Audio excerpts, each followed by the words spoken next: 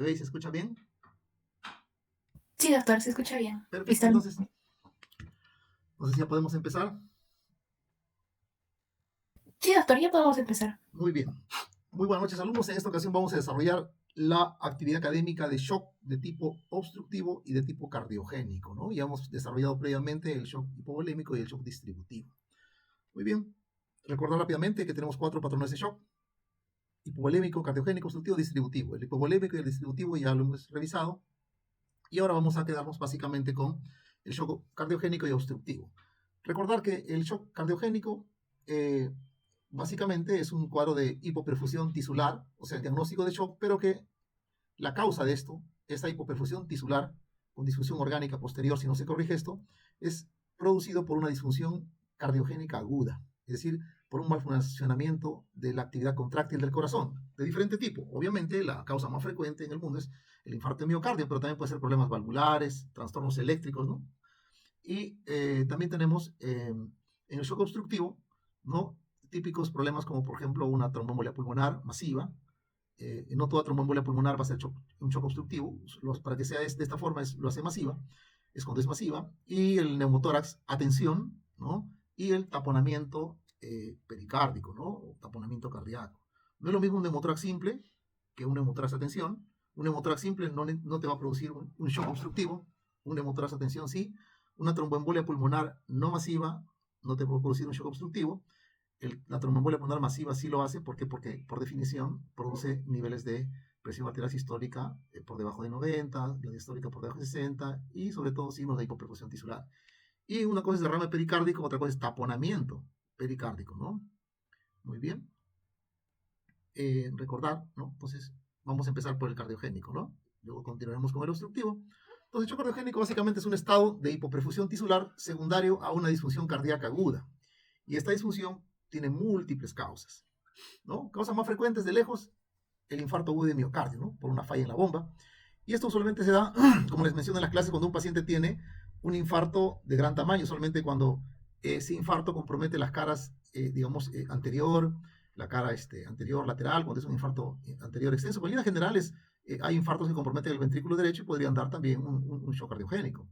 Entonces, un infarto pequeño también puede desgatillar un shock cardiogénico, sobre todo cuando el paciente ya tiene una disfunción ventricular izquierda preexistente, es decir, cuando tiene una baja fracción de eyección. El impacto de un infarto pequeño puede ser devastador para un paciente que ya tiene un deterioro en su función ventricular izquierda, usualmente a otros problemas, infartos previos, ¿no? Va a depender de la extensión del infarto, ¿no? Muy bien, complicaciones mecánicas también que pueden darse en el infarto, ¿no? Por ejemplo, ruptura del músculo papilar, pues la ruptura del músculo papilar que produce una disfunción mitral aguda, específicamente una insuficiencia o regurgitación mitral, ¿no? Ruptura del septum ventricular que produce un defecto ventricular septal, ruptura de la pared libre que suele ser catastrófico, usualmente hace taponamiento pericárdico, muchas veces es rápido y el paciente puede morir en cuestión de minutos. Eventualmente hay una ruptura que se contiene por un coágulo y el paciente puede tener la oportunidad de salvarse de esta situación, ¿no? Un taponamiento pericárdico, ¿no? O también un infarto ventricular derecho. Pero también hay, por ejemplo, acá tenemos una paciente que tiene un infarto. Como ustedes ya han visto en las clases, ya saben que este es un infarto, compromete B1, B2, B3, V2, V3 o B4, V5. D1 ya B, o sea, es un infarto anterior extenso, ¿no? Esto tiene alto riesgo el paciente de que produzca un shock de tipo cardiogénico, ¿no? Porque hay un gran compromiso de la masa ventricular izquierda y se compromete la función de bomba, ¿no? En líneas generales, los infartos pueden tener complicaciones que pueden llevar a un shock cardiogénico de diferente grado, ¿no? Luego vamos a ver que no todos los shocks cardiogénicos son iguales, ¿no? Entonces, por ejemplo, la ruptura de los músculos papilares, ¿no? ¿Qué produce? Puede producir un shock cardiogénico, un edema pulmonar agudo, ¿no? Muy bien, por ejemplo, una ruptura del septum interventricular, ¿no? Pues se produce un defecto, entonces se produce pues un shunt de derecha a izquierda, ¿no? Una mezcla de la sangre oxigenada con la no oxigenada, ¿no? También una ruptura de la pared libre del ventrículo puede producir un colapso circulatorio, ¿no? Y el paciente rápidamente entra en un cuadro de lo que se conoce como una disociación electromecánica o actividad eléctrica sin pulso. El paciente puede hacer un taponamiento cardíaco rápidamente y con altas probabilidades, con altísimas probabilidades de muerte, ¿no? ¿Qué otras causas puede haber también de shock cardiogénico? Un paciente que tiene una cardiomiopatía dilatada, ¿no? Con una fracción de eyección ventricular crítica, no menos de 15%, y que avance, es parte de su fase, digamos, terminal, hace un shock cardiogénico, que tal vez la única probabilidad que tenga de librarse, pues que le haga un trasplante cardíaco, que use un dispositivo de asistencia ventricular izquierda, etcétera, ¿no? Cuadros de miocarditis, una contusión miocárdica también, ¿no? Un golpe, por ejemplo, un conductor que está a alta velocidad se golpea el pecho, puede contundir el corazón y puede entrar en disfunción miocárdica, ¿no? Y puede conducir a un shock cardiogénico, ¿no? ¿No es cierto? Muy bien, una circulación extracorpórea prolongada, cirugías cardiovasculares grandes que requieren circulación extracorpórea por mucho tiempo, también puede producir una disfunción cardíaca, ¿no?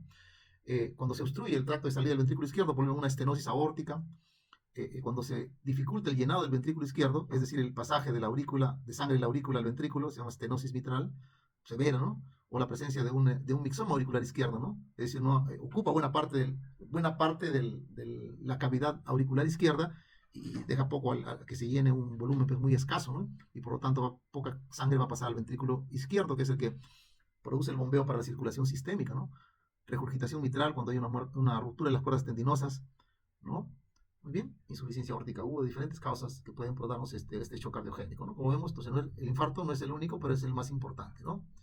Muy bien, como vemos acá, miren, este es un mixoma, ¿no? Una tumoración que se da en la aurícula, entonces, pues el corazón obviamente quiere llenarse, técnicamente tiene que llenarse la aurícula, y la aurícula se contrae, o buena parte pasa de la aurícula al ventrículo izquierdo para que este bombee a través de la aorta a todo el organismo, sin embargo, en la circulación mayor, ¿no? Esto va creciendo y en algún momento puede dar una disfunción de un shock cardiogénico, ¿no? O una estenosis de la válvula mitral, ¿no? Que impide también el llenado del ventricular izquierdo, ¿no? Y por lo tanto compromete la fracción de eyección, el volumen de eyección y el gasto cardíaco, y al verse el gasto cardíaco disminuido, se produce obviamente un estado de hipoperfusión tisular, como vamos a ver luego. Obstrucción al tracto de salida, como por ejemplo acá una estenosis de la aórtica, ¿no? De la válvula aórtica, el corazón se contrae muy bien, pero no permite salir la salida de la sangre, ¿no? En forma apropiada, y eso produce, pues, puede producir un shock cardiogénico, ¿no? Como vemos acá, se da un golpe muy intenso en el pecho, ¿no? Probablemente estaba conduciendo y el timón, ¿no? Y ha producido una contusión torácica severa y todas esas energías cinéticas se han transmitido al corazón y este corazón puede entrar en una disfunción por una contusión cardíaca o contusión miocárdica severa, ¿no? Muy bien.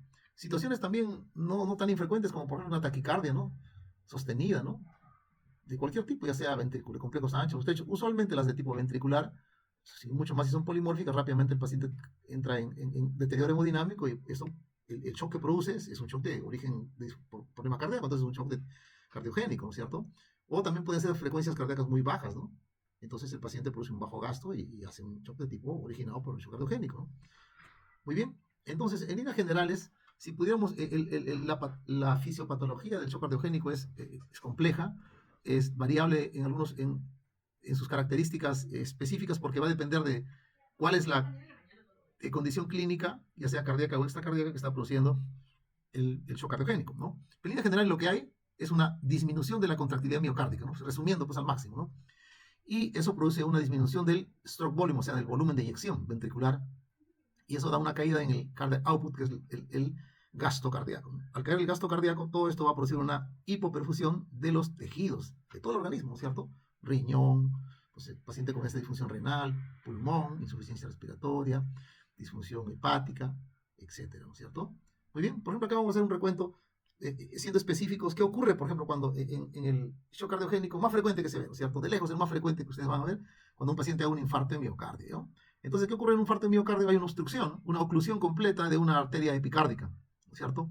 Esa obstrucción completa de la arteria epicárdica obviamente va a conducir a necrosis de los cardiomiocitos, porque pues no está llegando oxígeno ni nutrientes, ¿no es cierto?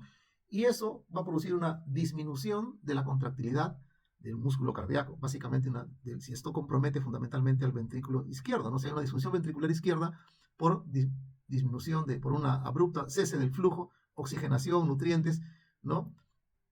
Y que produce muerte de miocardiocitos, necrosis de miocardiocitos, ¿no? Entonces, esta disfunción ventricular, ¿qué va a producir? Va a producir una disminución del gasto cardíaco, que va a ser insuficiente para perfundir los órganos, ¿ya? Disminuye el gasto cardíaco. Entonces, ¿qué saque esto? Que desencadene una hipotensión sistémica, pero a la vez también en una disminución de la presión de perfusión coronaria. O sea, se empeoran las cosas, ¿no es cierto? Entonces, al haber esta disminución de una hipoperfusión sistémica, al haber una disminución de la presión arterial sistémica, los receptores carotídeos, las células yuxtaglomerulares del riñón, no perciben la hipoperfusión y tienen respuestas de tipo reflejas, como por ejemplo una respuesta de tipo simpática, ¿no? Entonces hay una mayor, digamos, liberación de catecolaminas, ¿no?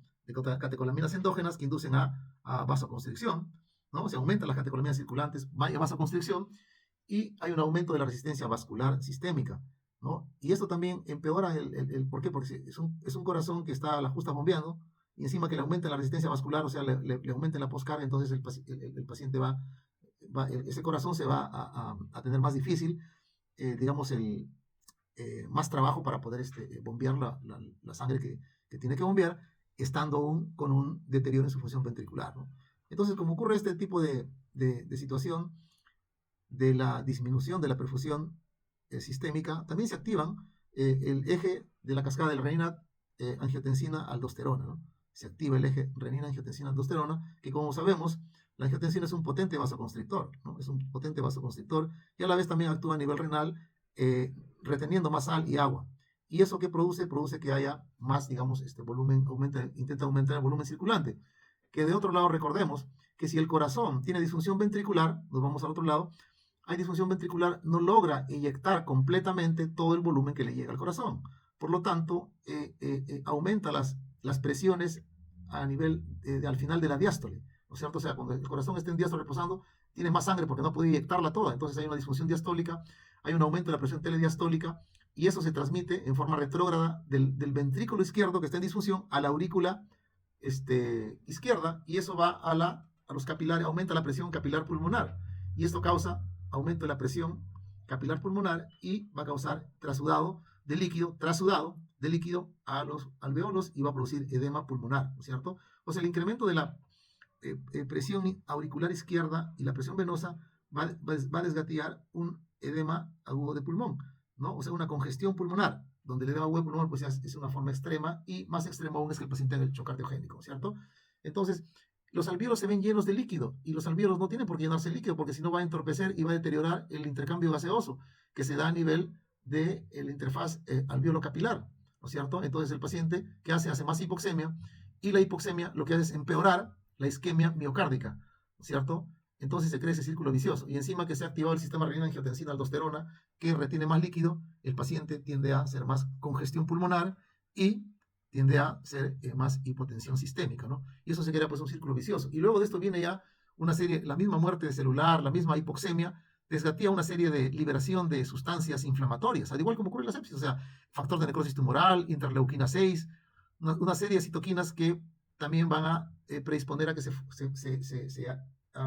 produzca vasoplegia, que empeora la hipotensión, ¿no es cierto? Ya siquiera el aumento de la resistencia a la vasoconstricción, con el aumento de la resistencia vascular periférica, trataba de compensar un poco esa presión, pero como ya hay una respuesta inflamatoria sistémica con aumento de los mediadores proinflamatorios circulantes, como son la interleuquina 6, el factor de necrosis tumoral, etcétera, pues se produce vasoplegia y una hipotensión sistémica. Y todo esto pues produce una injuria o disfunción de los órganos diana, como son el cerebro, el riñón, el hígado, los pulmones, el tracto gastrointestinal, ¿no?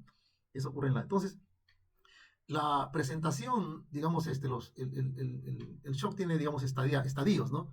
Y en cualquiera de estos podemos nosotros encontrar al paciente, y hay que saber reconocerlo. Por lo tanto, es una enfermedad que no tiene una presentación única, ¿no? Sino relativamente heterogénea en su presentación, ¿no? Entonces, podemos estar frente, por ejemplo, una de las clasificaciones actualmente más aceptadas, ¿no? Más aceptadas es lo que se conoce como la clasificación de SCAI, ¿no? Que es los estadios de shock. Y esta clasificación nos dice, ¿no? De que, por ejemplo, en el estadio A es el paciente que está en riesgo. ¿Qué significa esto? Que el paciente no tiene hipotensión, por último, ni taquicardia, ni signos de hipoperfusión, pero sí tiene el condicionante. Por ejemplo, ¿qué pasa si yo tengo un paciente que tiene un infarto anteroseptal? Ese paciente está cogiendo el septum, la parte anterior del ventrículo izquierdo, y podría, en la evolución de ese infarto, el paciente podría desgatillar en un shock cardiogénico, ¿no? Entonces hay que estar, digamos, estaba en alto riesgo y por lo tanto requiere un monitoreo y requiere sobre todo que se desgatíe en él todos los intentos de poder reperfundir ese corazón. Estadio B, ¿no? Que está empezando, ¿no? Beginning, ¿no? Está empezando. Ese paciente podría tener un poco de, tal vez hipotensión, un poquito de taquicardia, o una hipotensión límite, pero no está hipoperfundido, ¿no? Eso entonces todavía compensa, ¿no? Está un poco hipotenso, un poco taquicárdico, pero no tiene signos de hipoperfusión. Ese es el inicio, ¿no? Y el estadio clásico, con el cual ya prácticamente todos lo reconocemos de forma rápida, ¿no? Que no debería ser así, sino tener un alto índice de sospecha en situaciones que pueden desencadenar en shock cardiogénico, pero ya el típico clásico pues, es el paciente que tiene hipoperfusión, pero que aún no está deteriorado, ¿no? Está digamos, taquicárdico, está chocado, pero aún no está deteriorado, ¿no? El estadio D es un estadio ya en el cual el paciente tiene hipoperfusión y tiene signos de deterioro, ¿no es cierto? Pero aún no es refractario a los tratamientos que le damos, es decir, a la terapia con vasopresores, la terapia que se le pueda, con inotrópicos, ¿no? Dobutamina, vasopresores como noradrenalina, vasopresina, etcétera, ¿no es cierto? Y el estadio E, que se conoce como extremis, ya cuando el paciente está en hipoperfusión, con deterioro y con un shock refractario, ¿no? Y estos pacientes, este último grupo de pacientes requieren ya un manejo bastante avanzado, ¿no? Con dispositivos que se manejan solamente en terapia intensiva, ¿no? E inclusive en una terapia intensiva cardiovascular, ¿no?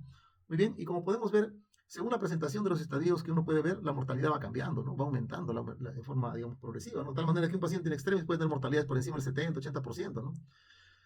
Muy bien, entonces, tiene algunas características de este grado de shock cardiogénico que vamos a encontrar así para poder reconocerlo. Lo que habíamos mencionado, ¿no? Por ejemplo, un paciente que ya tiene un infarto anteroseptal, ¿no? Que es un infarto muy importante, podría desarrollarte en riesgo, ¿no? Que desarrolle, no tiene signos de edema pulmonar o congestión pulmonar, no tiene signos de hipoperfusión, inclusive su lactato, como está bien perfundido, está normal, su función renal todavía está normal, ¿no? Entonces, en parámetros hemodinámicos está normotenso, su índice cardíaco es el apropiado, no requiere todavía en ese momento el uso de vasoactivos, ¿no? Entonces, igual también en el estadio, por ejemplo, que está empezando, ya se puede ver un poquito de crepitantes, auscultar un poquito de crepitantes, tal vez un poquito de ingurgitación yugular, ¿no? Pero no tiene hipoperfusión, ¿no? Por lo tanto, su lactato, como está todavía perfundido aceptablemente, no se eleva el lactato, ¿no? Y puede haber ya cierto grado de afección renal mínima, ¿no? Y hay un indicador que es el ProBNP, el péptico natriurético, ¿no? Puede estar elevado, el péptido natriurético cerebral puede estar elevado, ¿no? Que es un indicador de distensión, de las fibras del corazón, ¿no? Puede estar elevado. Y el clásico, ya el paciente, que es el que típicamente se reconoce más rápido, ¿no? Tiene ingurgitación yugular, signos de congestión, crepitantes, y hace signos de hipoperfusión, ¿no es cierto? Vasoconstricción, tiempo de llenado capilar lento. Ese paciente por ende va a requerir digamos, un abordaje oxigenatorio, ya sea con una ventilación no invasiva o una ventilación no invasiva con presión continua en la vía aérea, ¿no? Ya tiene signos de hipoperfusión, o sea, el lactato ya está más de 2, la creatinina también aumenta, ya está entrando en disfunción e injuria renal, igual sigue bien elevado el ProBNP, y hay alteraciones en el perfil hepático, ¿no? Si se le hace, el paciente es hipotenso y requiere para mejorar su presión que le pongas vasoactivos, ¿no? Y si se le pone un catéter de Swan-Ganz o digamos ya un catéter en la arteria pulmonar puede verse algunos patrones, digamos, ciertos mediciones que no es motivo de nuestra conversación ahora, ¿no? Vamos a ver el abordaje, sobre todo el abordaje inicial, fundamentalmente. Y así podemos ver que cada estadio tiene determinadas características, ¿no? Por ejemplo, un paciente que está en extremis es un paciente que está en ventilación mecánica invasiva, ya está, justa se palpa el pulso, ¿no? Muchas veces hace taquicardias de tipo ventriculares, de tipo polimórficas que requieren desfibrilación, o entra en paro, o sea, fibrila, hace un colapso vascular, etcétera, ¿no? Tiene evidencia de fracaso de más de 3 órganos, de una falla multiorgánica, pHs acidóticos, lactatos por encima de 5, etcétera, ¿no? Los pacientes tienen pues, niveles de mortalidad más del 85-90%, ¿no? Entonces, y un mismo paciente puede desarrollar el shock cardiogénico, tú lo puedes ver en un nivel, digamos, 2, estadio 2, y puede terminar en la muerte, o puede llegar a un estadio 4 o 5, etcétera. O sea, en otras palabras, los estadios que estamos repasando ahora son estadios, es un continuo, ¿no? Desde que el paciente está en pre-shock, o sea, todavía no está en shock, pero no, ya tiene un shock leve, o sea, hay hipotensión, signos de hipoperfusión. Después ya está un shock ya establecido, donde hay hipoperfusión tisular, y por ende el marcador de hipoperfusión tisular, como es el lactato, ya está aumentándose, se láctica. Luego entra en un shock profundo, con falla orgánica, y ya en un shock refractario no entra con vasodilatación, falla multiorgánica, hipotensión refractaria. Y como vemos, los tratamientos cada vez se van haciendo más complejos, ¿no? Cada vez se van haciendo más complejos. Muy bien, entonces el tratamiento en línea general es así, ¿no? El que vamos a repasar un poquito ahora es el tratamiento que se puede dar a nivel comunitario, o sea, una UCI de tipo polivalente, ¿no? Que básicamente son fármacos vasoactivos, ¿no? Están los vasopresores y los inotrópicos, monitorizar hemodinámicamente al paciente. Lo primero, diagnosticarlo, ¿no? Tener un alto índice de sospecha lo ideal es tratar del paciente de ponerse las pilas con el paciente, de detectar el caso antes de que el paciente haga un shock ya evidente, ¿no? O sea, captarlo en la fase de riesgo, ¿no? Al inicio, en la fase 1 o fase 2, ¿no? Muy bien, el soporte vital avanzado. Y hay niveles, digamos, de otro nivel ya que implica ya un nivel más avanzado ya es el hecho que le puedan hacer pues una intervención coronaria percutánea primaria, ¿no? O sea, llevar la angioplastía si fue un infarto, destapar esa arteria culpable, ¿no? O si el paciente entró en un deterioro refractario a la, a la ventilación mecánica, el paciente requiere una asistencia cardiovascular de tipo mecánica, ¿no? O puede ser que requiera lo que se conoce como una membrana de oxigenación extracorpórea, como lo que es ECMO, ¿no? O niveles ya que requieren un equipo de shock cardiogénico, o sea, súper especializados, ¿no? En el manejo de una insuficiencia cardíaca avanzada, ¿no? Cirugía cardiovascular, ¿no? O sea, requiere tratamiento de cirugía cardiovascular, ¿no? Revascularización quirúrgica, trasplante cardíaco, etcétera, ¿no? Muy bien, entonces, dado que es digamos, un problema bastante complejo, requiere pues un manejo multidisciplinario, ¿no? Desde los médicos que hacen el cuidado intensivo, ¿no? Que va desde que puede ver el emergenciólogo que lo vea a nivel prehospitalario o lo recibe en la sala de emergencia, ¿no es cierto? Que ya tiene que detectar el caso, si es que es necesario intubarlo, ponerle un ventilador, hacerle algún tipo de tratamiento de evaluación hemodinámica, colocarle un vasopresores, etcétera, ¿no? Hasta ya el equipo, digamos, de cardiología intervencionista, ¿no? Que rápidamente, si es un infarto, que esté en shock cardiogénico, compensado temporalmente, va a responder a la compensación con drogas, vasopresores, inotrópicos, ¿no? Tiene que entrar idealmente a una angiografía para destapar esa arteria y muchas veces el paciente se recupera mucho más rápidamente después de la intervención de reperfundir ese miocardio que está sufriendo, que está muriendo, ¿no? Muy bien, como que también se requiere pues el equipo de cirujanos, digamos, quirúrgico, ¿no? Cirugía cardiovascular para un trasplante cardíaco, para colocar un dispositivo un dispositivo de soporte, digamos, cardiovascular mecánico, ¿no? ¿No? O tal vez requiere una cirugía de valvular, ¿no? Una intervención de coronaria, etcétera, ¿no? Hasta los equipos de trasplante, ¿no? Que tiene que ver mucho con la parte de sí, los quirúrgicos, los equipos que es el soporte, digamos, de la inmunosupresión para evitar el rechazo, etcétera, ¿no? O sea, ya es un equipo de falla cardíaca avanzada, ¿no? Entonces, básicamente, 4 equipos, ¿no? Digamos, en el extremo caso de tener un shock cardiogénico grave, ¿no? Entonces, el equipo de cuidado crítico, de cardiología intervencionista, el equipo de cirugía cardíaca y, por último, el equipo de lo que es avanzado de falla cardíaca, ¿no? Es un equipo multidisciplinario, ¿no? Entonces, cuando uno tiene los pacientes, por ejemplo, un potencial paciente con un shock cardiogénico, pues tenemos que investigar, ¿no es cierto? Importantísimo, arrancamos con un electro, ¿no? Tal vez detectamos que tiene un infarto y, ¿no es cierto? Electro, troponinas cardíacas para descubrir un infarto de miocardio, ¿no?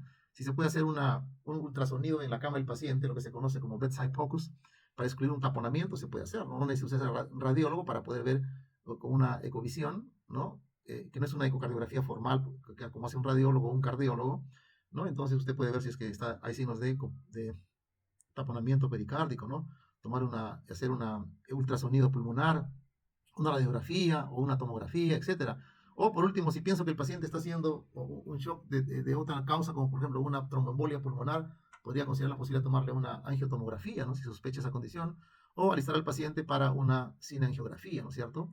Entonces uno puede, pues, revertir, si se tiene ya la alta sospecha que es un infarto o un miocardio, eso se puede revertir con una cineangiografía coronaria y un intervencionismo coronario percutáneo de forma inmediata, ¿no? Y si es que por último no dispongo de esto, podría ser una reperfusión, una estrategia farmacológica, ¿no? Es decir, con trombolíticos. Si es que no se tiene disponible en un tiempo determinado la posibilidad de destapar la arteria, de reperfundir el miocardio de forma, digamos, intervencionista, ¿no? Muy bien, entonces, o hacer una trombolisis o una trombectomía, en el caso que el paciente tenga una embolia pulmonar, ¿no? Trombolisis significa usar fármacos, exactamente el mismo fármaco que usamos para el infarto, pero para alisar ese trombo que está obstruyendo la arteria pulmonar. Entonces, trombectomía también puede hacerse, que es una intervención donde sacan pues, los trombos, ¿no?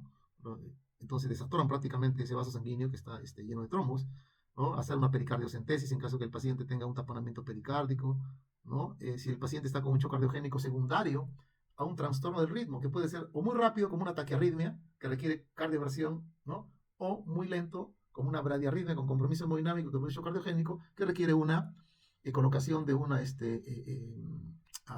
de un marcapaso transcutáneo o de un marcapaso transvenoso, ¿no es cierto? Evaluación rápida, una interconsulta con los quirúrgicos, con cirugía vascular, si es que tengo la sospecha de que mi paciente está haciendo alguna complicación mecánica. ¿Cuál es qué tipo? Ruptura de hace disfunción valvular aguda, probablemente había una rotura de una cuerda tendinosa, ha habido un compromiso digamos, del septum, ¿no es cierto? Un defecto en el septum, ¿no? Hay una comunicación interventricular, etcétera, ¿no es cierto? y también un adecuado triaje, ¿no? Donde rápidamente es importante que se defina, en un triaje se defina bien cuál es el estadio, que se usa bastante a veces el SCAI, como les digo, ¿no? El estadio SCAI, que son las iniciales de una organización de radiología intervencionista que ha diseñado estos estadios, ¿no? Entonces, y se inicia rápidamente las coordinaciones con la estación de cuidado crítico de la falla cardíaca, ¿no es cierto?, para poder transferirlo a un lugar que tengan la logística para un potencial trasplante de corazón o una cirugía valvular de emergencia, etcétera, ¿no? Muy bien, entonces, cuando nosotros reanimamos al paciente que está con shock cardiogénico, ¿no? Primero tenemos que estabilizar su estatus respiratorio, ¿no? Este paciente requiere está en falla cardíaca, ¿no? Pero no tiene una falla respiratoria, digamos, severa. Entonces podría tal vez dársele una ventilación a presión positiva, pero de tipo no invasiva, ¿no es cierto? CPAP, PIPAP, ¿no? O sea, ventilación mecánica no invasiva a presión positiva, ¿no? Recordar que en estos pacientes evitar altos niveles de PIP, ¿no? Entonces se puede considerar la posibilidad de, por ejemplo, de una cánula de alto flujo, ¿no? Una cánula nasal de alto flujo, ¿no? En los pacientes que tienen sobre todo falla del ventrículo derecho, ¿no? Ya si el paciente pues está, digamos, con una severa insuficiencia respiratoria, comatoso, tendremos que intubarlo y darle una ventilación protectiva, ¿no?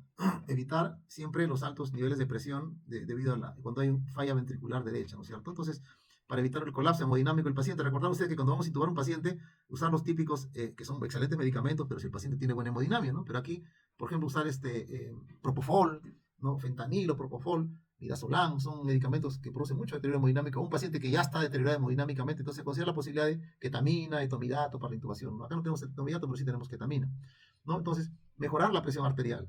¿Qué le vamos a insertar? Podemos insertar una línea arterial, ¿no? Un catéter nodo central, valorar su respuesta a los fluidos, ¿no? Su capacidad de responder a los fluidos, es decir, si con pequeñas cargas de fluidos, ¿no?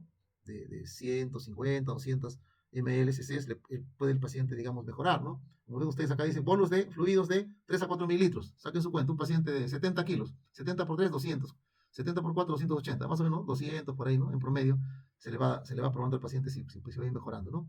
De lo contrario, si no hay mejoría, se tiene que administrar ya un vasopresor. El de elección siempre es noradrenalina o norepinefrina, ¿no es cierto? Donde el objetivo es lograr una presión arterial media igual o mayor a 65 milímetros de mercurio.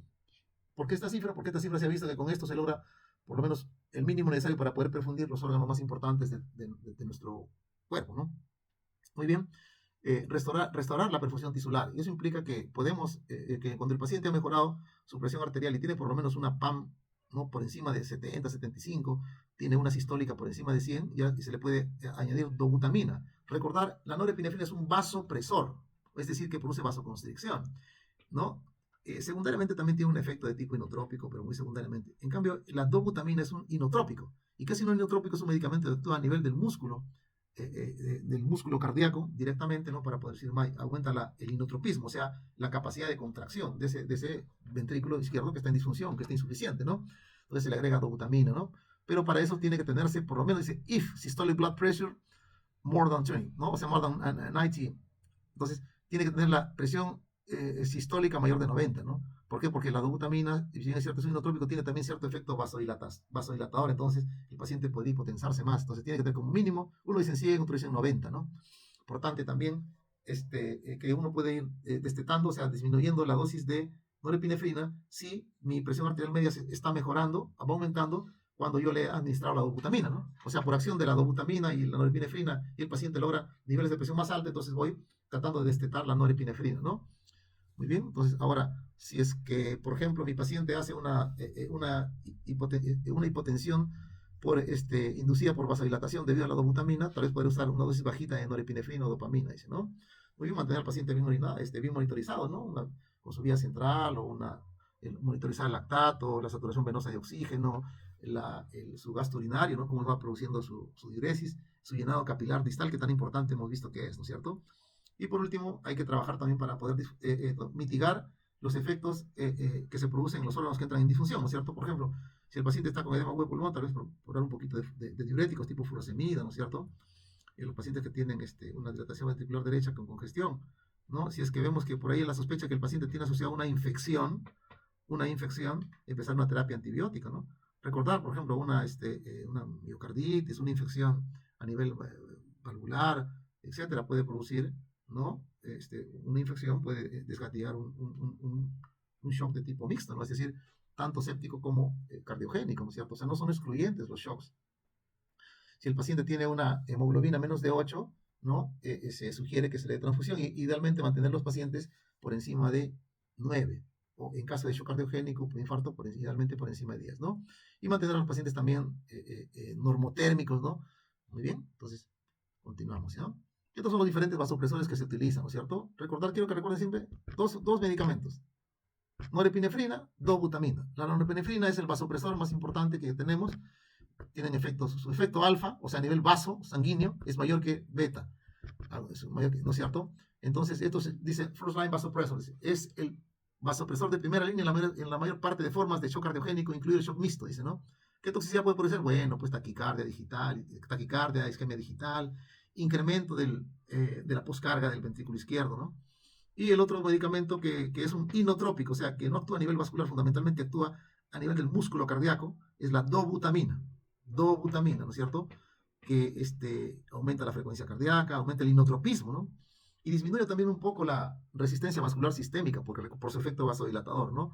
Entonces, muchas veces el paciente, usualmente cuando está en shock, por la definición misma de shock ya instalado, ponerle dobutamina podría hacer que empeore más el shock, ¿no? Entonces, ¿qué se hace? Se pone un vasopresor, como norepinefrina, se levanta la presión arterial media, ¿no? O la presión arterial sistólica por lo menos por encima de 90, 100, una PAM por encima de 70, 75, y de ahí se le pone dobutamina, y eso mejora el trabajo cardíaco, y después se ve que el paciente va mejorando su presión, y puedes inclusive tú bajar un poquito tu dosis de norepinefrina, ¿no? Una vez que has logrado, digamos, niveles de presión aceptables, ¿no? Esto es solamente terapia de soporte, porque el paciente va a requerir probablemente que vaya a cateterismo o algún tipo de intervencionismo ya más complejo, ¿no es cierto? Como dice acá, dice, es el inotrópico de primera línea en shock cardiogénico. Por eso les estoy, que quiero que aprendan esto, ¿no? Inotrópico de primera línea en shock cardiogénico. Tiene una vía media corta. ¿Cuál es su toxicidad? Que da taquicardia, que da vasodilatación, ¿no? Que es un poquito ritmogénico, ¿no? Muy bien. Y que si el paciente ha estado tomando beta-bloqueadores, podría pues limitar un poco su uso, ¿cierto? Muy bien, esto es para mencionar algunos, ¿no? Tienen pues, un infarto al toque. Parte del tratamiento, parte más importante del tratamiento es reperfundir esa arteria, ¿no? Si este paciente tiene la descendente anterior, como hemos visto, la descendente anterior, la arteria descendente anterior izquierda es la que perfunde al miocardio, a la cara septal, a la cara anterior, ¿no? Del corazón. Entonces está tapada el 90%, entonces entra pues en disfunción miocárdica, potencialmente en shock cardiogénico. Entonces destapan, entran con un catéter, abren la arteria y para evitar que se vuelva a cerrar dejan un stent medicado, ¿no? Es decir, hay ahora una serie de stents que tienen medicamentos que disminuyen la posibilidad de agregación plaquetaria, que se vuelva a reocluir, que se vuelva a tapar, ¿no? O el paciente puede tal vez ir a como ustedes ven acá, miren acá, tienen acá un corazón que está latiendo con su puente, ¿no? Este es un puente coronario, pues este es un bypass, miren ustedes, ese bypass, ¿no? Muy bien. Eventualmente cuando el paciente se le ponen, digamos, los vasopresores, el inotrópico, y el paciente no logra, digamos, mejorar, digamos, o llegar a las metas, ¿no? Objetivas de presión arterial, el paciente sigue con signos de hipoperfusión, como puente, porque esto no es un tratamiento definitivo, sino como puente, o sea, como soporte cardíaco temporal, ¿no es cierto? El paciente podría, ya sea que está con está en shock cardiogénico o está, ¿cómo se llama? Con un infarto y este paciente va a ir, porque decir, o sea, tiene indicación de una revascularización quirúrgica, se le van a poner bypass, ¿no? Entonces podría colocarse este dispositivo que se llama balón de contrapulsación intraaórtica. ¿Qué significa? Se pone este balón a través de la aorta, miren ustedes, y se infla y se desinfla. El balón se infla durante la diástole. Y como se infla durante la diástole, eso va a permitir estancar la sangre ahí y va a permitir que se incremente la perfusión de las arterias coronarias. Y obviamente mejora el aporte de oxígeno miocárdico, ¿no es cierto? ¿Y qué pasa cuando es sístole? O sea, cuando el corazón se contrae. Cuando el corazón se contrae, se desinfla, ¿no? Porque si no se desinflara sería una obstrucción al flujo aórtico, ¿no es cierto? Entonces, la bomba, el balón, ¿no? Se desinfla durante la sístole, lo cual reduce la poscarga y aumenta el gasto cardíaco, reduciendo así la demanda o el consumo de oxígeno miocárdico, ¿no? Muy bien, como ustedes ven acá, entonces el balón de contrapulación intraaórtica, pues, ¿no? Está en ¿no? De aumentar el suministro y disminuir la demanda, ¿no? Cuando se infla, aumenta la presión diastólica y por ende el flujo sanguíneo coronario. Cuando se desinfla, disminuye la poscarga y por ende el trabajo ventricular izquierdo y disminuye por ende el consumo de oxígeno miocárdico, aumentando el gasto cardíaco, ¿no? Porque en el shock cardiogénico lo que ocurre es que el gasto cardíaco se va al suelo, ¿no es cierto? Muy bien. Ustedes tienen acá, miren ustedes como, ¿no? Cuando el corazón está en diástole, se infla. Cuando está en sístole, se desinfla. Y así funciona este aparatito, ¿no es cierto? Que se llama balón de contrapulsación intraórtica, ¿no? Y eso mejora, al inflarse, mejora la perfusión miocárdica y al desinflarse disminuye la poscarga para que el corazón pueda repartir sangre a través de la aorta y todas sus ramas, ¿no es cierto? Muy bien, entonces, acá ustedes tienen perdón, ¿no? Miren cómo se hace este es cómo se hace el cateterismo, ¿no? Entra, dilatan con un balón, ya viene calzado con este tipo de, con una malla metálica endovascular, así como tienen los resortitos los lapiceros retráctiles, así dejan ahí una mallita ahí que es especial, ¿no? Y ya queda pues la patente, queda permeable en la arteria coronaria, ¿no? Muy bien, ya situaciones más avanzadas, esto es un complejo de, digamos, de dispositivos de asistencia ventricular. Yo trabajo en emergencia, no conozco estos dispositivos, pero sé que se utilizan para tener una idea, ¿no? Que son dispositivos de asistencia ventricular tanto derecha, como vemos el Impel RP, el Tandem Heart, ¿no? El BA ECMO, ¿no? Y dispositivos de asistencia de soporte ventricular izquierdo, ¿no? Entre los cuales está el que había explicado, el balón de contrapulación intraórtica, también está el Impela, el Tandem Heart LAFA, ¿no? Y así diferentes actuales son dispositivos de soporte mecánico circulatorio actuales para el tratamiento de shock cardiogénico. Pues estos pacientes ya son los que están pues, en el estadio D, no o sea, refractarios, ¿no? Muy bien. Y ahora por último vamos a irnos con lo que es el shock de tipo distributivo. ¿Cuántos minutos tenemos, por favor? ¿Cuántos minutos nos quedan del...? Doctor, al parecer todavía hay tiempo, porque no me aparece el... Ah, ya, perfecto. Me avisan, por favor, ¿sí? Sí, doctor, por Ya, mientras, listo. no hay Ya problema. estamos avanzando. Entonces ahora llegamos al otro shock, que es el shock de tipo obstructivo, ¿no? Que puede ser vascular pulmonar, fundamentalmente cuando hay una obstrucción a nivel de la arteria pulmonar, y el de tipo mecánico, ¿no? Cuando es, por ejemplo, por compresión extrínseca del corazón en caso del taponamiento pericárdico, o por aumento de la presión intratorácica con disminución del llenado ventricular por obstrucción, digamos, del flujo venoso, cuando es un neumotórax a tensión, ¿no es cierto? Muy bien, obstructivo, ¿no? Entonces acá ustedes tienen, miren ustedes, por ejemplo, acá en shock obstructivo secundario, un taponamiento, digamos, de tipo pericárdico, ¿no es cierto? Entonces, ¿qué se produce? Usualmente, pues, hipotensión arterial, ¿no es cierto? Taquicardia, ¿no? Signos de hipoperfusión presente, por supuesto, shock, ¿no es cierto? Es un shock circulatorio, el bajo cardíaco, ahí baja el gasto cardíaco, ¿no? Hay un aumento de la presión, digamos, venosa central. ¿Por qué? Porque se está obstruyendo, ¿no? Se está obstruyendo el flujo circulatorio, ¿no? A nivel venoso. Muy bien, entonces, por decir aquí, ¿no? En este caso, por decir aquí, miren ustedes, tenemos acá cuando hay un obstáculo extracardíaco, como por ejemplo, hay una obstrucción en el retorno venoso o llenado ventricular. Ahí sería, por ejemplo, cuando es un problema, por ejemplo, como el neumotórax a tensión. Recuerden ustedes que la presión intratorácica es negativa, ¿no es cierto?, respecto al exterior, ¿no es cierto? Y eso permite que facilite el retorno venoso hacia el corazón, ¿no es cierto? Entonces, ¿qué es lo que pasa? Cuando nosotros tenemos un neumotórax a tensión, aumenta la presión dentro de la cavidad torácica comprometida, ya sea el pulmón derecho o izquierdo, y al aumentar la presión comienza a desplazar, a comprimir el mediastino, ¿no? Entonces la vena cava superior, todos los vasos sanguíneos se ven comprometidos, entonces el retorno venoso se dificulta, se obstruye el retorno venoso y al disminuir el llenado ventricular, obviamente, disminuye pues la fracción de eyección, el stroke volume que le llaman, ¿no? O fracción, el volumen de eyección ventricular y por ende cae el gasto cardíaco. Cuando con obstrucción de la vena cava, dice, claro, también taponamiento cardíaco, también neumotórax a tensión, embolismo pulmonar, por supuesto, en la embolia pulmonar ocurre obstrucción en el flujo sanguíneo, ¿no es cierto?, de la arteria pulmonar que lleva sangre venosa. La arteria pulmonar lleva sangre venosa para que se oxigene en el pulmón. Entonces, como se forma un coágulo ahí, ya no hay como salga digamos, ¿no? Cuando hay como la sangre circule, entonces el paciente entra en un deterioro hemodinámico, ¿no es cierto? Muy bien, por ejemplo, que este paciente, miren ustedes, tiene acá un traumatismo torácico, fracturas múltiples de costillas y los trazos de fractura desgarran el pulmón. Entonces el aire entra, el paciente está respirando, entra el aire y se escapa por el tejido pulmonar lesionado y se va acumulando. O sea, hace un efecto univalvular como podemos ver acá, el neumotórax, miren ustedes acá, tenemos un neumotórax en el lado, a ver, aquí todos atentos acá, en el lado izquierdo, miren ustedes cómo se colapsa, no hay, todo está un muñoncito nomás el pulmón, ¿no? Y tienen ustedes, vean que esta columna de aire que está ladeado de forma contralateral para el lado derecho, ya está comprimiendo, pues ahí está a presión, ¿no es cierto? Un neumotórax a tensión. El tratamiento es descomprimir el neumotórax, ¿no? Con un tubo de drenaje pleural, se puede utilizar una aguja en el segundo espacio intercostal y la media clavicular, ¿no? Inicialmente, luego se pone un tubo de drenaje y listo, resuelto el problema del neumotórax, ¿no es cierto? Como ven ustedes acá. En un neumotórax, atención, ¿por qué se caracteriza? Ustedes tienen tres tipos de neumotórax. El neumotórax simple, que no produce deterioro hemodinámico, y el neumotórax abierto, que tampoco produce deterioro hemodinámico, lo que produce es dificultad respiratoria.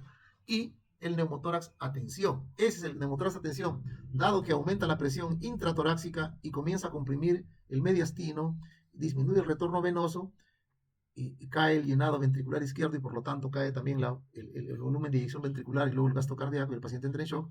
Se caracteriza el neumotórax a tensión fundamentalmente por el deterioro hemodinámico. Hay dificultad respiratoria, síntomas adrenérgicos, como hay un shock, ¿no? Como ustedes pueden ver acá, ¿no? Hay un desplazamiento mediastinal, ¿no? Entonces, acá ustedes ven el neumotórax en el pulmón derecho, el muñoncito nada más, y miren ustedes cómo está de desviada, acá por ejemplo, ¿no? la columna de la tráquea, ¿no es cierto? Clínicamente se puede reconocer, pues por algunos, ¿no? El paciente no pasa el aire, ¿no? Murmullo vesicular abolido, está timpánico, ¿no? Hay distensión yugular, desplazamiento de la tráquea, etcétera, ¿no es cierto? Pues, vean ustedes acá, miren, neumotórax izquierdo, ¿no? Colapso del pulmón, el parénquima pulmonar, ausencia de las marcas pulmonares, y desviación, acá dice mediastinal shift to the right, ¿no? O sea, el izquierdo lo desplaza hacia la derecha al mediastino.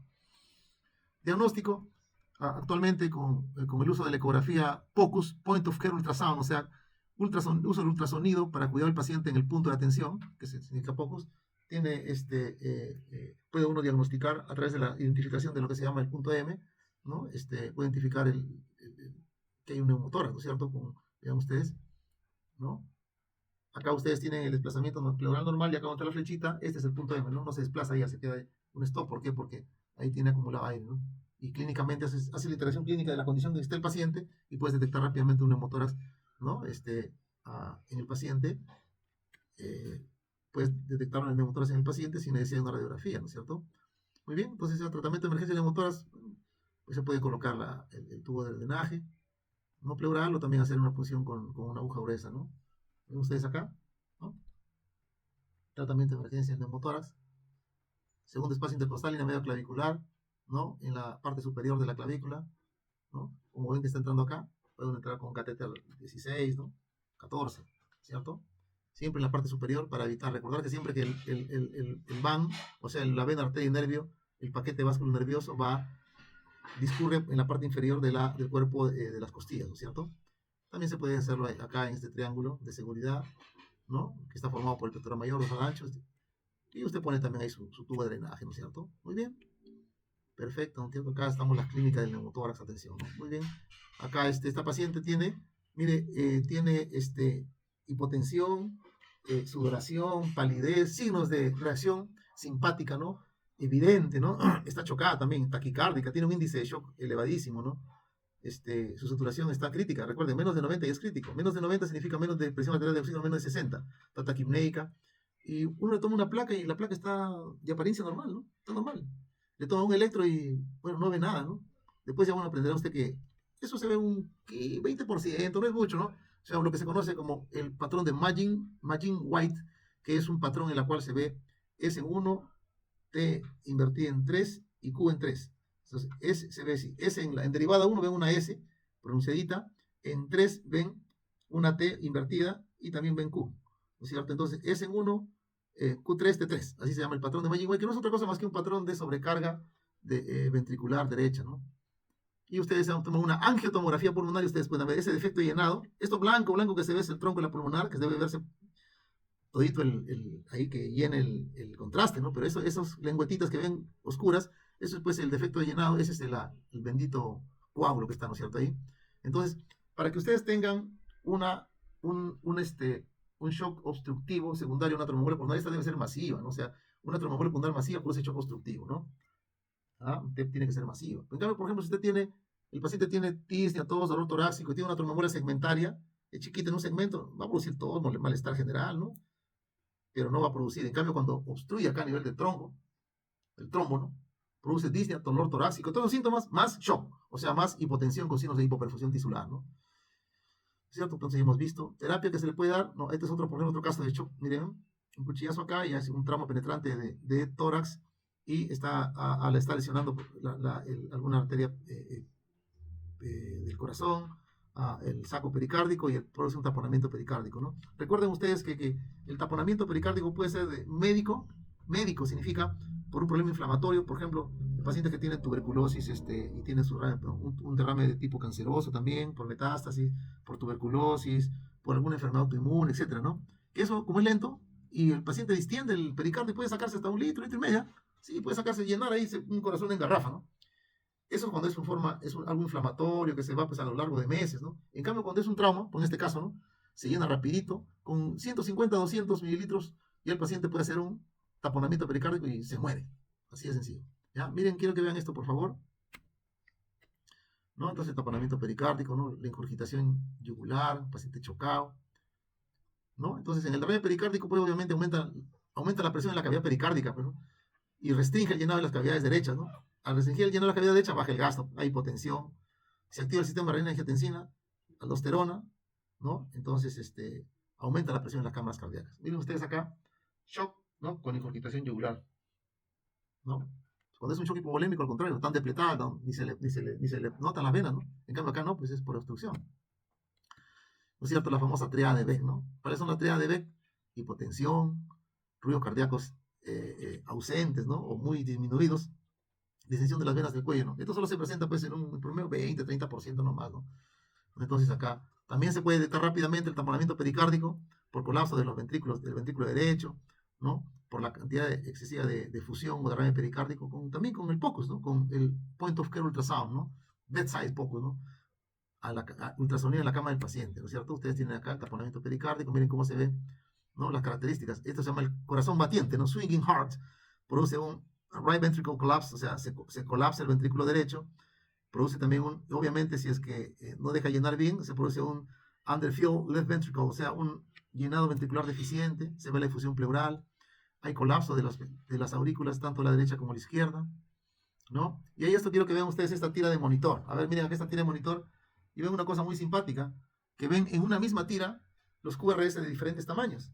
Está taquicárdico, es un QRS lógico porque el QRS cuando está cerca al pericardio, el corazón, como está batiente, está nadando en la sangre o el líquido, al pegarse al pericardio, el electrocardiograma de superficie lo detecta y tiene una buena ondita. Cuando se aleja el siguiente, es una onda más chiquita. Cuando se acerca, porque por transmisión de la señal eléctrica que detecta, recuerden que el electrocardiograma o el monitoreo cardíaco es monitoreo cardíaco de superficie, ¿no? Entonces se pierde la señal o se disminuye la señal cuando el corazón se aleja del pericardio y cuando se pega al pericardio la señal se hace más grande y por lo tanto el QRS es más grandecito. Esa es la explicación de por qué se hace este fenómeno que se conoce como alternancia eléctrica. Entonces usted tiene una clínica sugestiva y tiene esto en el electrocardiograma, usted rápidamente va a decir, este paciente tiene una taponamiento, alternancia eléctrica, ¿no? Tratamiento, la clásica pericardiocentesis, ¿no? O también puedo usarlo con guía ecoguiada, ¿no? Que es mucho más, digamos, mejor, ¿no es cierto? Mejor. Y obviamente en situaciones de trauma hay que coordinar rápidamente con el cirujano de trauma porque es diferente.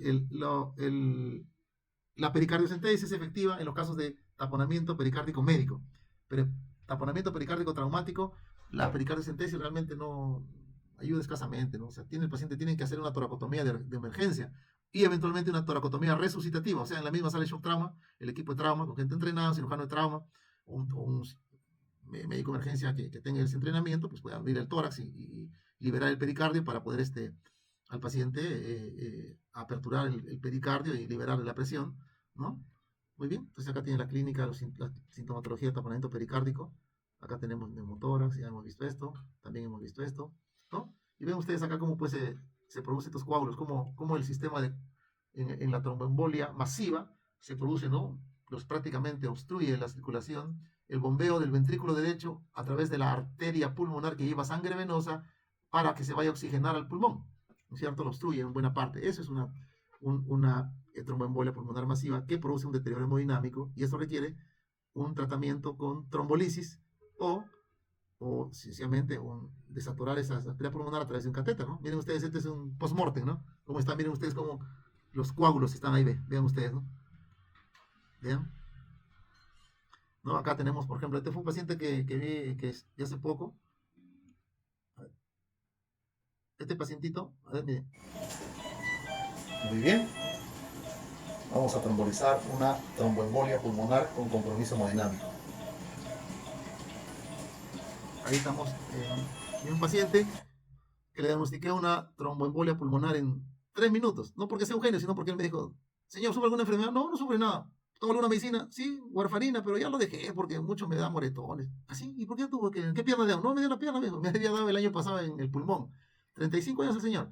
Ya, pues si esto tiene carácter recidivante, ¿no? O sea, el señor le dio y creo que le dijeron que tome por lo mínimo 6 meses, un año, y él no tomó ni 3 meses y le volvió a dar, pues, ¿no? Y también estaba en su casa descansando y súbitamente fue algo súbito. Entonces hizo una tromboembolia pulmonar y respondió muy bien, lo trombolizamos y muy bien respondió, ¿no? Muy bien. O también pueden hacer también un procedimiento, ¿no? Un procedimiento, ¿no? Y pueden retirar, miren cómo retiran los coágulos, ¿no? Es otra forma también de tratamiento. Obviamente que requiere pues ya un intervencionismo, una mayor logística, ¿no? Esto lo hacemos en un hospital hasta nivel 1 o 2, que tenga, la cosa es que sepa hacerlo y pueda monitorizar al paciente, se puede hacer la trombolisis tanto cardíaca como pulmonar e inclusive cerebral. Pero ya este intervencionismo es una cosa que requiere un mayor entrenamiento tanto del médico intervencionista o tener digamos, toda la logística, pues, ¿no? A través de un catéter se retira. Muy bien. Eso es todo por ahora.